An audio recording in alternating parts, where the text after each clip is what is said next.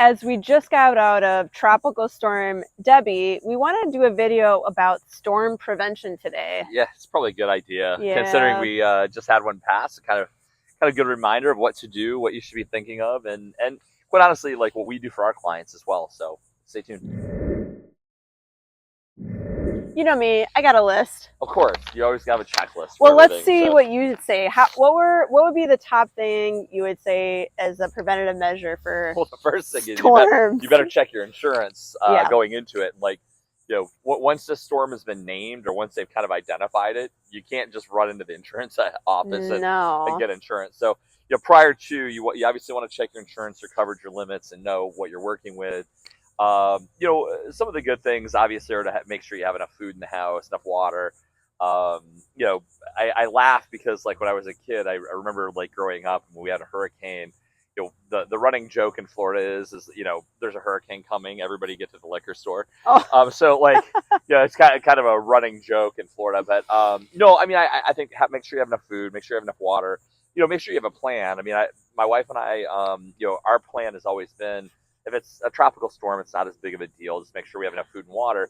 If it's a major hurricane, we leave. But this storm really did some damage for people because there was some other things that happened.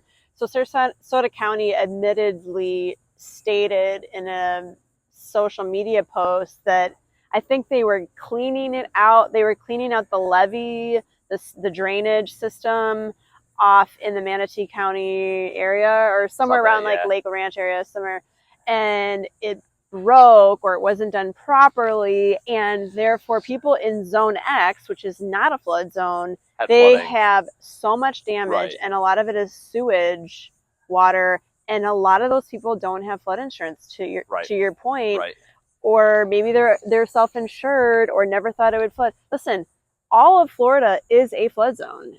Most insurance agents would probably tell you that to sell you insurance. But I'll tell you what, after seeing the massive level of damage in some of these people's homes, I got insurance, flood insurance. Yeah. And we, look, we just bought on the water.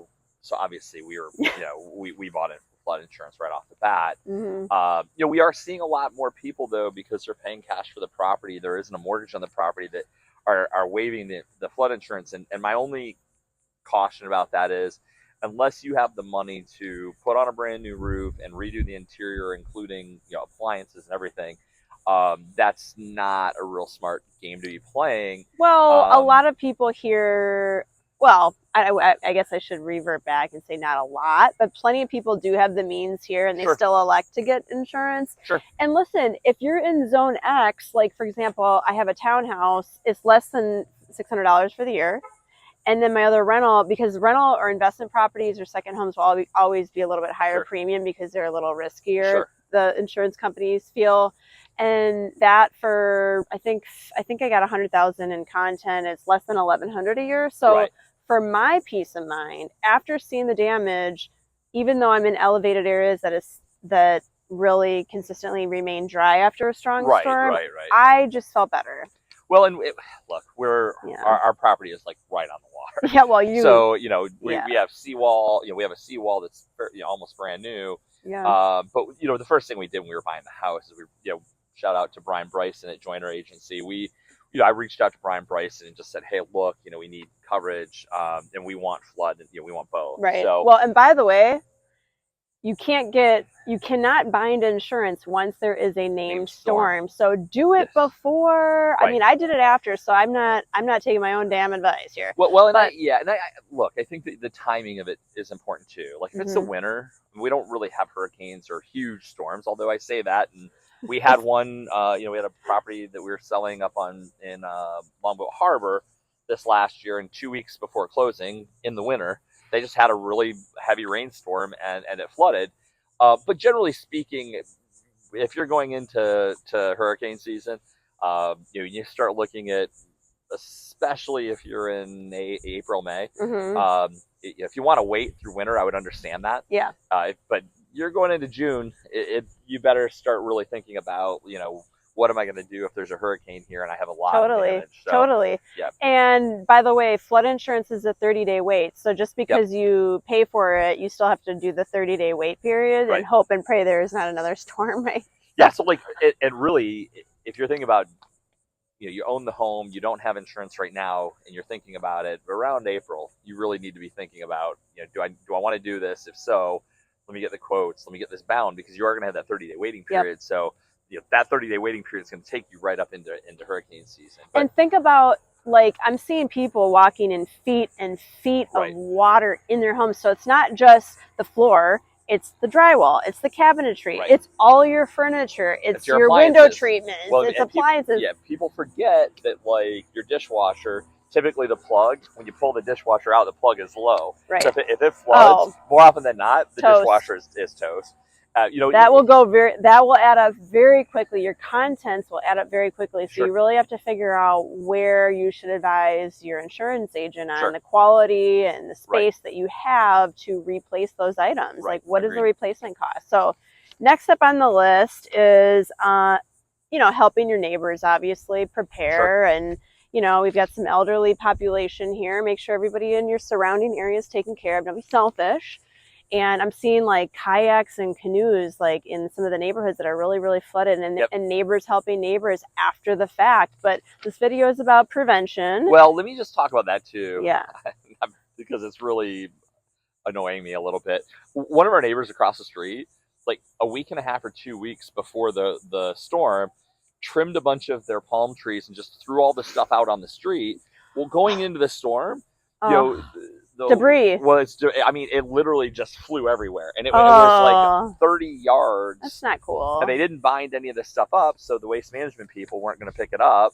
So it's just be thoughtful. Be thoughtful. Yeah, like, to me, before the hurricane, I literally go out and just walk the property, and you forget about things. We always have. And you've been doing your neighbors' lawns and stuff because you want your neighborhood to look nice. It's a neighborly thing to do. Yeah. Well. And you forget though, like walking the property was great, because I forget that, like, oh yeah, we have Adirondack chairs that are out on our dock. Like, you need to grab those. They're just if you don't, they're just gonna be gone. First of all, you spent the money on them. It could damage your house or others, or end up in the water. 100%. It's like, just be smart. Just be thoughtful. Think about what you're doing. Literally, physically go out and walk the property. And we did that this last time, and there were 3 or 4 things. I was like, what was I thinking? Even after the storm. Like, we have a hose that's out on our dock. Like, when we came out, the hose is in the salt water. It's been sitting in the salt water for 2 days now. So, like, obviously, it's probably it's not going to last as long because it sat in the salt water for 2 days.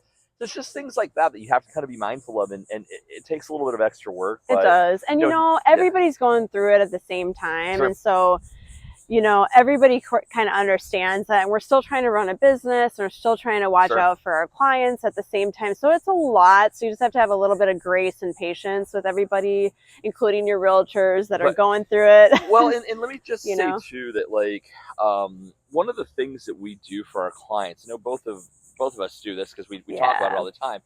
Post hurricane, even clients that are not looking to sell right now, anybody that's bought through me, especially if I know they bought out on Longboat Key, they're part-time, they're only here during the winter. I know the property's sitting empty in the summer. I'll reach out to a lot of my clients and say, hey, do you want me to go check in on the property? If they're not here, if they're here, it's different. But you had a situation last year where a hurricane, you went over to the property and there's a broken window, and if you hadn't gone there, it would have sat there for months just getting rained on. So and they were so appreciative. They're like, Shayla, we didn't even know you're going, and I just picked people that were just like, I thought probably were not here. And I mean, they were like, oh my gosh, I didn't even know that this would have been happening. And so they got it replaced expeditiously, made sure to check for water intrusion. I mean, it's just like, it's something that we enjoy doing because it's just the extra service that we don't mind providing for our clients, Yeah, and look, at the end of the day, during the hurricane, everything kind of stopped. All the buyers and sellers are stopping anyway. Yeah. So, like, it's something that we can do as an extra added value to our clients to check in on the property. So, okay, more preventative. So sandbags or flood barriers. So we actually did not get any flooding on Lido, amazingly, because it always floods on Lido, Key of the Circle. So this time we did not. It was barely, it was pretty dry, but Right. our office had like, we used to do sandbags, so this time it had like a barrier. Well, and there are some interesting products that are coming out. As right now, we're standing down on Buttonwood. We've sold 2 homes down here. Here on Longboat Key.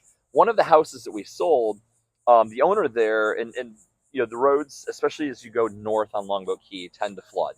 So one of the interesting products he found was a inflatable thing that literally surrounded the house, and you filled it with sand and air, and it gave him an extra, you know, 18 inches to 2 feet of coverage. That's awesome. Because of that, he never had water inside the house. So there are some interesting products that are coming out, and barriers kind of stuff that you can look into. They're not cheap. You know, you're talking about, you know, water intrusion ain't cheap either. It's right, going to be a lot more expensive than having a preventative measure in place. When I think his attitude was, it'll cost me $5,000 for this, but it's a lot cheaper than renovating the interior of my house. Exactly. So, that's precisely it. Did you know too that there's a drywall that's actually, it looks like drywall, but it's concrete? I didn't know that. If you wanted to upgrade your property or think about it, if you're in a very high, prone to flood area. Well, you see, like the house that we sold out on Emerald Harbor, that house had flooded 3 times in the last year, and every time it flooded. Now, thankfully, it had ceramic tile flooring. The issue was, though, is that they had to replace the drywall and baseboards every single time, and you know, the process usually is they come and cut the drywall and the baseboards out after but then it takes a week or week and a half of drying it out. Well, those machines, those dehumidifiers, are extremely expensive, and so it's a process. There's cost to all of it, of course. So drywall that looks like, or concrete that looks like drywall. It's a huge advantage because it's one less thing that you have to. Then all it really is about is drying it out. I'll just make my whole house concrete next time. No wood. Right. What else? We talked about flood insurance. Sure. Oh, roof straps. If your house doesn't, maybe it's an older house. Sure. I had to do that on my rental house to get a lot better insurance coverage too. And if it's an older house, it might not have like the strap-ins for the roof. You can't see it unless you crawl up there. Right. But it's a benefit for your premiums too. Our boat, we did not think about this. We had to run out. You didn't tie it up? Well, we did. So you can, like, on the dock, you can tie it up. Yeah. But what we always forget is, we always, you know, whenever you're, you know, in our mind, we think about like our boat, we put it on a lift and the lift goes way up. The water rose to where we were within 3 or 4 inches of our boat floating. So we had it, of course, tied up to all of the things on the dock, but we also strapped it down to the lift and then strapped the lift to the pilings. So that, like, if the water rose really, really high, it might tear the pilings.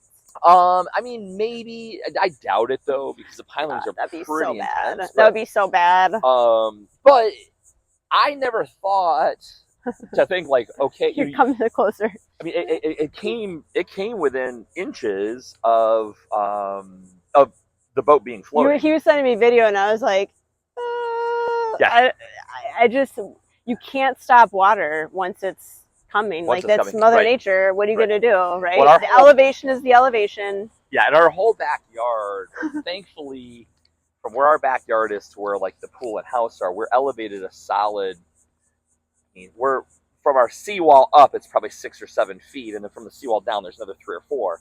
So, but it went over our seawall and had most of the backyard covered. Scary.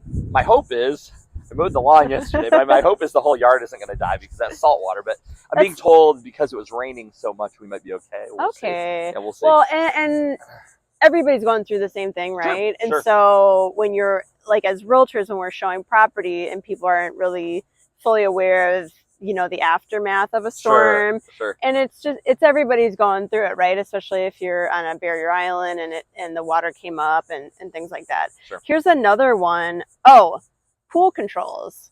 Yeah. Because the water keeps going up, right? And it could overflow, and actually that could be the cause of a leak into your home. Right. But with a pool control, is it a control valve, is it called, or something? There's a control valve, and some of them will have a pump out to where you can pump some of the water out. You know that especially if it's a really large hurricane, you know you've got 3 or 4 days of water of rain coming. Get the control valve. You can drop the water level so that you've got some room to work with. I would say get that if your pool doesn't already have that, for sure. Right. tree trimming in advance when 100%. off season leading up to hurricane season. Trim large trees. Like, you don't want them to be top heavy. You don't want them, and it's also for termites too, like, because that's how termites access homes. So you want to keep your trees trim. You don't want them to be top heavy, especially if it's a big, I've got a big oak tree, and I was like, he's going out there tomorrow actually to trim it. Because I'm like, I look at that thing and I'm like, that's one of the reasons I bought the property. But at the same time, why I worry about the property. Well, and I always, whenever I look at a palm tree, if it's got lower brown, dry branches, generally speaking, in a hurricane, those are flying off. Right. So on our property, especially because we have a huge pool cage, I'm thinking about those screens because they're pretty expensive. They'll get ripped. If it's a bad storm, they're going to get ripped. Right. Most likely. But for the most part, we came out pretty well unscathed. I mean, I have some damage on our dock where like boards kind of popped up that I need to re-secure down. You got this. Yeah, I mean, it's nothing substantial. Of course, it wasn't a major storm either. So, but it was, but it wasn't. I mean, it was so much rain. Like, it was sheets and sheets and sheets of rain over Debbie. Right. And I was up in my bed just thinking, like, is it going to stop? Is it ever going to stop? Because it went into the early morning, actually to late morning. And then it kind of went back and forth with sheets of rain and stopped. And then just when you think it's going to stop, these poor people that had the flooding, they're like, oh my gosh. And then it starts to rain again. And it's just like, it's now been, a few days here now, post Debbie, and like the one lady that I keep thinking of on my social media, this poor woman, she said it went down like 2 inches, but she still has like feet of water in her house. This poor person, and this poor family. But in that case, like, is there any preventative measure they could have done when the levee broke? What are you going to do? Get the flood insurance. The only thing you can really do is get the flood insurance. And you can't, it's completely unpredictable in the sense that, we always think, well, if it's a hurricane, it's the worst. If it's a tropical storm, it's not that bad. I mean, we forget that, like, the Emerald Harbor house, that flooded just in a large rainstorm. And it was basically 3 or 4 hours of really heavy rain, and that was it. Right. So I think that, like, really the only thing you can do is insure it. And pray. And pray and hope that you... I think that there's some strategy things that you can do to try to protect the house. But, like, there's not... If you have a major levee break or for whatever reason, it's just not draining well, there's not going to be much. I know. What else? Fences secured. If anything is kind of leaning, you could try to prevent with securing your fences, because trees, fences, and roofs are the top 3 things generally that have damage post-storm. I don't care if it's a tropical storm or hurricane or whatever, even a light storm, fences are like, whoop. I would also tell you, make sure you treat your handyman real well. Oh, I've got a great one. Yeah, as soon as the storm ends, those handymen are so busy. And the people who don't want to pay them well or pay them on time or don't, obviously they're going to the end of the list because their need is going to be so high. Yeah. I had one from the last storm at Leafy, and the fence in the back kind of just went on one side. And I actually found him through a neighbor of mine because he was helping some of the neighbors put the shutters up. And he had a long list of other things that he was able to do, like other skills, like drywall and other things. So I was like, so I called him on a few other things. And he's so wonderful. All the neighbors then, met him. I introduced him. And like, they're all just like, we kind of come together when things like this happen as a neighborhood and neighbors. And I think it's a sad way to do that, but when it does, it's a beautiful thing, right? Sure. I would say last, again, on the roof, any leak prevention. If your roof is borderline at the end of its useful life and we have a storm, you're asking for leaks. Right. And it's a big, big improvement, but it's also going to add on the value of your house, and then you can call us to sell it. I mean, it's tough, though, selfishly. Because, like truly, one of the first questions everybody's asking whenever they're coming to see a property now is, how old is the roof? So if you're never going to sell the house, it's the last house you're going to buy, then sure, I would say limp along as long as you can. If you're thinking about selling in the next 5 to 10 years or any time in the future, if you're past that useful life, and truly this is, which is a little bit annoying, but we have a house right now that has cement tile. in theory, to me, a cement tile roof could last 50, 60, 70 years. That's not how the wind mitigation works. So what happens is when they come to do your wind inspection, they're just saying the useful life of a roof is 25 years. We can pull the permits and see it's been on there for 20. It only has 5 years of useful life, which means you can't get insurance unless it has 10 or more years of useful life. It could last seriously so many more years, but it doesn't because matter. of the way that insurance has changed. And by the way, check out the playlist for some of these other more specific videos about roofing, insurance, and handyman. I've got a lot of content. And you can reach us anytime too, because we have a great vendor list. We do. You know, I don't make a practice of giving names, whether it's AC, roof, pool people. I've got a great pool person too, by the way. You know, I don't want to give those names out unless they're tried and true. I know them. Yeah, tried and true. My insurance person, Brian Bryson at Joyner, like my dad owned an insurance agency in town with my grandfather for 40 plus years. Once he sold it, a lot of his people moved over to Joyner, and Brian Bryson was one of my dad's guys. Like Brian Bryson insures my house. So like you said, these are people that we know, we trust, we've used. I don't, I'm not one of these guys that I'm just going to hop on and Google a name and say, here, call this Sometimes guy. You have to, but like if I do, I interview them and I look for their reviews and I say, listen, I make sure the client knows, like, I don't have anyone, I went online, whatever. Like, I don't necessarily have someone for everything, but we do have a lot of people that you can reach. Pretty rare though that we run into something that we don't have or haven't used. Or can find out from our office mates. We're really well connected. All it takes is for us to do a company-wide email. Next thing you know, I've got some texts coming in with people trying to help us, and it goes both ways. So, you know, we hope that if you're seeing this and you have had storm damage, we are so sorry, and we are here to help as agents. We are here locally, you know, from Anna Maria to Minnesota and everything in between. And how do you reach us? You can call me anytime on my cell. I'm 24 hours a day, 941-586-2460. And I'm at 941-544-7690. Call, text, email. Email is shaylatwit@gmail.com.